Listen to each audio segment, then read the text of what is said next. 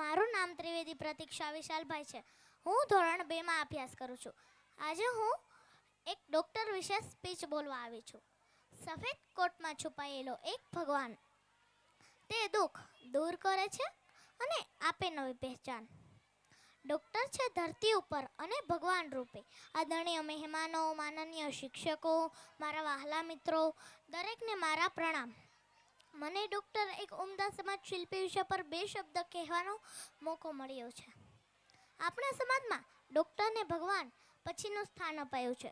આપણે બીમાર પડીએ ત્યારે ડૉક્ટર આપણું દર્દ સમજે છે, પરંતુ દવા સારવાર પ્રેમથી ડૉક્ટર આપણે ફરી હસતું જીવન આપે છે.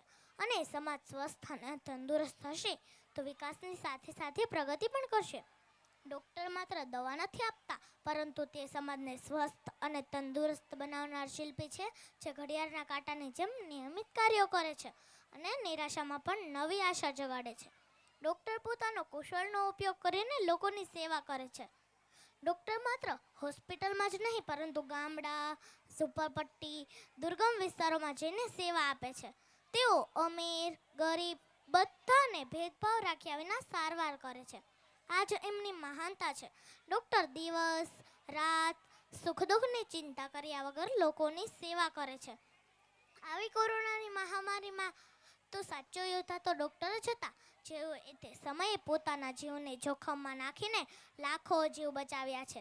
આ એમના સારા કામ કરવાથી લોકો સ્વસ્થ, તંદુરસ્ત, ખુશહાલ અને મજબૂત બને છે. આજના સમયમાં બહારનું જમવાનું, ફાસ્ટ ફૂડ આવી જીવનશૈલીને લીધે નિત નવા રોગો થાય છે, પરંતુ ધન્ય છે આ ડૉક્ટરને જે કોઈ પણ પરિસ્થિતિમાં પ્રયત્ન કુશળતાથી સફળતા મેળવે છે. તો હવે મારે પણ ડૉક્ટર બનવું છે અને લોકોની સેવા કરવી છે. જે શિલ્પકાર પથ્થરમાંથી મૂર્તિ બનાવે છે, એમ જ ડૉક્ટર દર્દીમાંથી ફરી તંદુરસ્ત જીવન આપે છે.